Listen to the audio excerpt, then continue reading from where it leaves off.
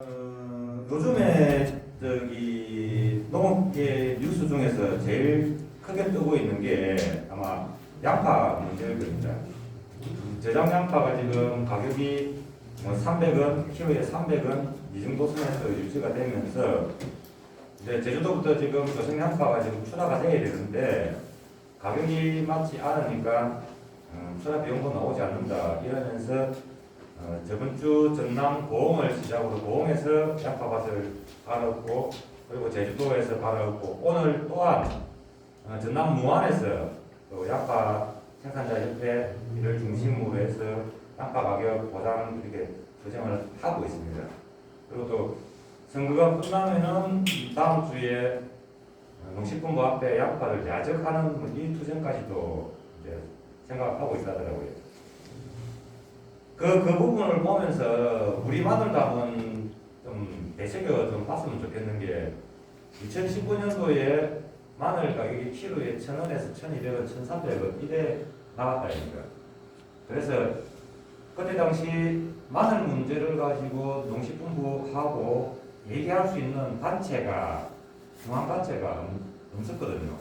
그래서 전국의 마늘 주산지 우리 장목반 회장님들이 한 자리에 한번 모여보자 이래가지고 2019년 8월 21일 날 경남 창녕에서 다다법인 전국 마늘 생산자 협회를 창립하게 됐습니다. 그 과정에 있어가지고 우리 김상윤 회장님을 비롯한 우리 영천 지역에 많은 농가들이 도움을 주셔가지고 생산자 협회가 대대적으로 창립하는 그런 계기가 됐을 거예요. 그러면서 그 이유를 한 번만 더 생각을 해보시면 2020년도에 19년도에 마늘 가격이 그렇게 폭락하면서 2020년도도 마늘 가격이 폭락할 것이다 이렇게 예측을 했었고 2020년 1월 2일부터 생산자 대표로 제가 농식품부 수급조절회의에 들어갔습니다. 들어가면서 올해도 재배 면적이 많으니까 빠르게 대책을 세우자. 왜냐면은 그 전까지는 정부에서 대책이 나오더라도 우리 농가 손을 다 떠나고 나서 대책이 나오다 보니까 실제로 우리 농민들은 이익이 하나도 없고 상인들만 덕을 보는 그런 대책이었기 때문에 무조건 빨리 대책을 내놓아야 된다. 이래가지고 전체적으로 3월달부터 해서 전국적으로 450만 평의 1,500헥타 정도의 마늘밭을 갈아엎었습니다. 아마 영천 쪽에서도 그걸 진행했을 건데 그때 당시 저희들은 피눈물을 흘리면서 마늘밭을 갈아엎었습니다. 그래서 제가 이제 그때 회원님들 설득할 때 목숨을 살리기 위해서 파란짝 좀 내주자. 파란짝 내주고 목숨만 살릴 수 있다 그러면은 이것도 또 좋은 일이 아니겠느냐. 이렇게 설득을 하고 이제 그렇게 진행된 결과 작년 동반장이 개장되면서 대선 마늘 기준으로 마늘 가격이 4,000원에서 4,500원까지 형성을 시켰습니다. 그 부분들이 어렵게 생산자 협회를 만들고 다 같이 힘을 모아 주셨기 때문에 그 목소리를 가지고 정부하고 협의해가지고 그런 결과들을 만들어냈다 이렇게 말씀을 좀 드리고요. 또한 작년을 한번 또 보시면은 작년 7월 1일 날 창녕 공판장 개정하기 바로 전에 농식품부 산하 AT라는 기관하고 냉장협회, 가공협회 그 임원들이 모여가지고 TRQ를 도입을 해야 된다. 올해 마늘이 모자란다. 이렇게 협의회를 가졌었습니다. 그때 이제 저희들이 농식품부한테 강하게 반대했던 이유가 지금 현장에 있는 농민들이 다 마늘을 가지고 있는 상황에서 TRQ라는 이 말이 나오는 순간 작년 공판장 가격은 4,000원 이하로 떨어질 것은 뻔한 이치고 그렇게 됐을 경우에 우리 농가들의 손해가 너무 크다. 특히 작년 같은 경우에는 수확기 때 잦은 비로 인해 가지고 마늘 캔다고 기계에서 들어가면은 쪽이 많이 떨어져 나가는 그런 현상도 벌어졌었고 그리고 코로나 때문에 인력 수급이 제대로 안 되는 바람에 작년에서는 하루 일당한테 20만 원까지 주면서 마늘 수확을 했던 그런 그런 해였기 때문에 TRQ 입에도 담지 마라 이렇게 강력하게 우리 생산자 협회와 그리고 우리 최상한 위원장님 계시지만도 의무자조금에서 같이 이렇게 공유를 해가지고 싸웠습니다. 그 결과로 농가가 가지고 마늘을 가지고 있을 때는 TRQ를 안 했습니다. 이제 이후에 작년 12월 달에 TRQ가 도입됐지만도 우리 생산자협회가 결성이 되고 그렇게 싸웠기 때문에 작년에 이제 우리 마늘 팔 때 가격이 그 정도로 형성이 됐다. 농민들이 많은 손해를 보지 않아요. 그렇게 좀 말씀을 드리고요. 작년에 10,000톤 수입된 그 이 부분 가지고도 저희들이 농식품부 앞에서 천막을 치고 농성을 했습니다. 하면서 10,000톤이 들어오는 부분에 있어가지고 우리 올해 2022년산 마늘이 수확될 때 가격에 영향을 미치지 않기 위해서 안전장치를 이제 몇 가지를 만들었습니다. 그게 깐마늘 6,000톤 같은 경우에 깐마늘이 6,000톤, 핑마늘 4,000톤이었는데 깐마늘 6,000톤 같은 경우에는 깐마늘은 들어오면은 거의 한 달 안에 시장에서 소비가 돼야지만이 그 상품 가치가 있는 거고 그거 지나면은 상품 가치가 없어가지고 쓸모가 없어지게 됩니다. 그래서 이제 깐마늘을 이제 6,000톤은 일단 재배를 시키고 피마늘 4,000톤 같은 경우에는 제주도가 지금부터 보선 거래가 시작됩니다. 보선 거래가 시작되고 5월달 되면 수확이 들어갑니다. 그래서 그 물량이 이후에까지 창고에 재고로 남아 있으면은 무조건 문제가 발생하기 때문에 4월 늦어도 4월 말까지는 역수출을 하든 가공을 하든 창고에서 비워라.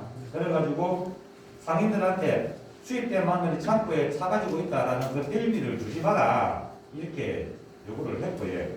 현재 상황은 깐마늘 6,000톤 중에 한 1,650톤 정도가 지금 들어와가지고 시장에 다 풀렸고 나머지 물량은 수입을 거의 안 하는 걸로 지금 정리가 되어 있는 상태고 피마늘 4,000톤도 4,000톤이 다 수입돼 들어와가지고 지금 이제 2,600톤 정도는 시장이 지금 다 풀렸습니다. 다 풀렸고 1,400톤 정도가 지금 남아있는 상황이고 그렇게 했음에도 불구하고 지금 깐마늘, 대선마늘 기준으로 해서 8,000원 이하로 지금 잘 안 떨어지거든요. 컨비스 가격이. 이제 그런 부분에 있어가지고 올 수확기 때 그리고 지금부터 시작되는 포적 거래에 있어서는 그 작년에 들어왔던 TRQ 물량은 영향을 미치지 않는다. 이렇게 판단을 해주시고 상인들이 또 와가지고 우리 농민들한테 또 공갈치고 구라칠 때는 그렇게 아니다는 걸 이렇게 알아주셨으면 좋겠다. 이렇게 말씀을 좀 드리고요. 오늘 하는 이 재배 면적 조사 사업 같은 경우에도 실제 올해 같은 경우에는 주산지 시군을 중심으로 해서 농식품부에서 한두 개 읍면을 조사를 했습니다. 드론으로. 그래가지고 우리 생산자 쪽에서 요구하는 전체 전수조사는 하지 않겠다라는 게 농식품부 입장이었습니다. 하지만 저희들이 100개 중에서 10개를 샘플링 하는 것보다는 100개 중에서 70개를 샘플링 하는 게 통계 자료가 더 정확하게 나올 수밖에 없다. 그렇게 계속 주장을 했고 결국에는 예산을 이제 받았습니다. 예산을 받아가지고 정부 예산 그리고 우리 자주금 예산을 합쳐가지고 이 사업을 지금 하게 되는 거고요. 우리 영천 지역 같은 경우에는 작년에 해보셔서 어떻게 하시는지는 알겠지만도 실제로 저희들이 발품을 팔아가지고 열심히 쫓아다니면서 100% 이 조사 사업을 했을 때 이제 우리가 가질 수 있는 무기는 이제 핵무기급 무기를 가질 수가 있습니다. 하지만 이게 50% 조사가 되고 60% 조사가 되고 이랬을 때는 이 데이터를 갖다가 우리 영천시나 아니면 농식품부에 제출할 수 있는 이 데이터가 되지를 못합니다. 그랬을 때는 이 무기가 쇠망치도 안 되는 그런 무기가 될 수밖에 없거든요.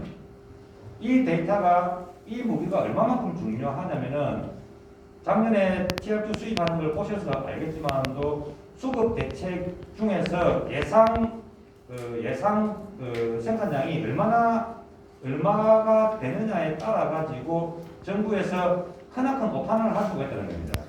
예를 들어서 우리가 적정 생산량이 33만 톤이라 그랬을 때 거기에 육박하면은 자체적으로 조정을 가능합니다. 근데 터무니없게 29만 톤, 28만 톤 이렇게 5만 톤 정도 차이 난다 그러면 제일 먼저 정부에서 하려고 하는 게 수입입니다. 수입.